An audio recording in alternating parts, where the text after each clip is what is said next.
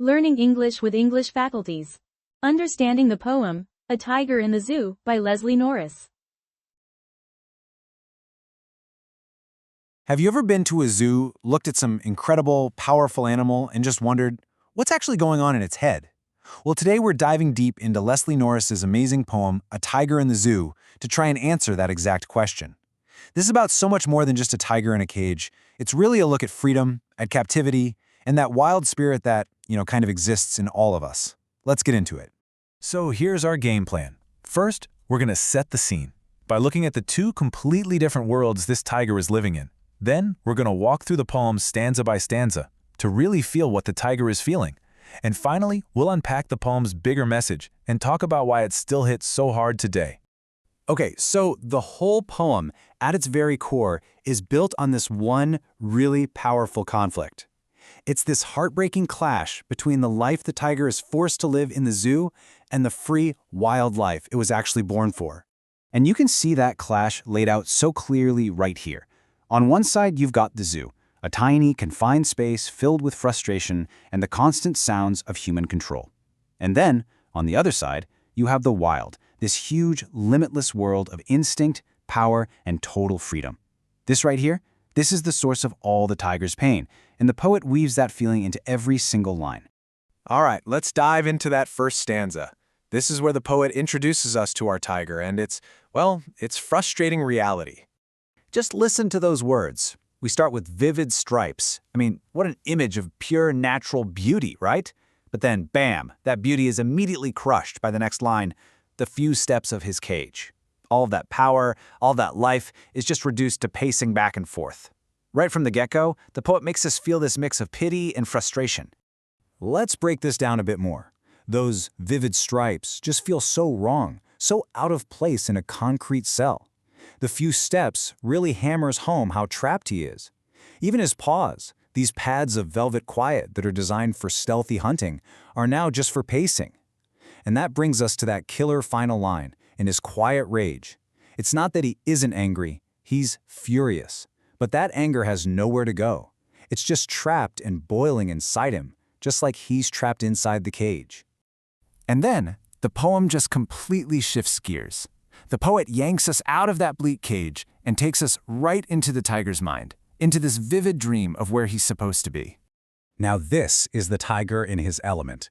Words like lurking and sliding, they paint this picture of a graceful, silent hunter who is perfectly in sync with nature. And this isn't just some fantasy, This is his instinct. This is not just what the tiger wants to do, it is literally what he was born to do. So this wild dream really just highlights what's been stolen from him, his entire purpose. In the jungle, he's the apex predator, a crucial part of the ecosystem. In the zoo, he's just a spectacle, an object for people to look at. This stanza is really a cry for that lost identity. The dream of the wild keeps building in this next part, but it moves from just hunting to something even more primal. The poet is showing us the tiger's raw power, reminding us that this animal isn't just a hunter, it's a force of nature that demands fear and respect. It's about him owning his territory.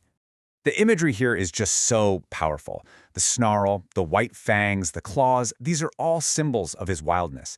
And that word terrorizing, it might sound bad to us, but in his world, it's just part of his natural role. Now imagine all of those things in the zoo. They're completely useless. They're stripped of all their meaning. And that's what makes his captivity so tragic. So just as we're getting lost in this amazing dream of freedom, the poet just rips it all away. We're slammed right back into the cold, hard reality of the prison cell. That first word, but, it's like a cell door slamming shut. And the language gets really harsh, doesn't it? Locked, concrete cell, bars. This is a prison, plain and simple. And notice how he reacts, ignoring visitors. He's just completely shut down, tuning out the very people who have trapped them there for their amusement. When you think about it, all of his incredible physical strength is now completely meaningless. It's just locked away, just like his body is. All that's left is that endless pacing back and forth, which is really just a physical sign of all the pain and frustration he's feeling inside. He has cut himself off from the world that imprisoned him. And now we've reached the final stanza, and maybe the most heartbreaking part of the whole poem. Night falls. But there are no sounds of the jungle. Instead, all the tiger hears are the artificial sounds of human control as the zoo shuts down for the night. This final image is just devastating. The sound of patrolling cars is this constant nagging reminder that he's a prisoner.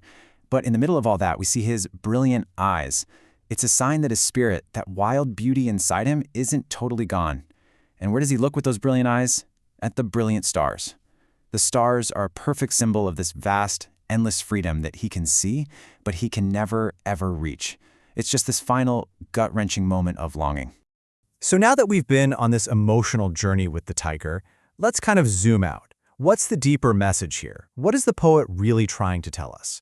Let's unpack some of the key ideas and the tools he uses to get them across. Okay, one of the most important tools the poet uses is metaphor.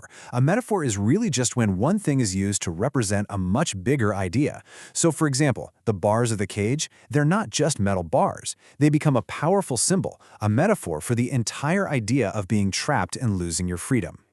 And these tools help build the poem's main themes. The most obvious one is, of course, freedom versus captivity. But there's a deeper one, the tamed versus the wild. The poem is really arguing that when you try to tame a wild spirit, you don't make it better. You actually destroy what makes it special. And finally, through the vivid stripes and brilliant eyes, the poem is a celebration of the fierce, raw beauty of the natural world. So why does this poem, written so long ago, still feel so incredibly powerful today? Let's talk about why it has such a lasting legacy in our final section here. Okay, so here's something that makes this poem absolutely extraordinary. Get ready for this. Leslie Norris wrote this incredibly wise and empathetic poem back in 1938, when he was only 17 years old. 17! It is just mind-blowing to think that a teenager could so perfectly capture the pain and inner world of a caged animal. And that really gets to the heart of why this poem lasts. It's not just a sad little story. It is a powerful argument. It's a timeless call for the freedom of all living things. Norris really forces us to face a difficult truth, that when we cage wild animals for our own entertainment, we're not just locking up their bodies, we are actively crushing their spirits. So I'm going to leave you with this final thought. At the end of the day, this poem is an invitation. It's asking us to look past the physical bars of any cage and to really see the creature inside, to recognize the quiet rage, the lost instincts, and that deep, desperate longing to be free. And the question it leaves us with is, when we look, what do we choose to see?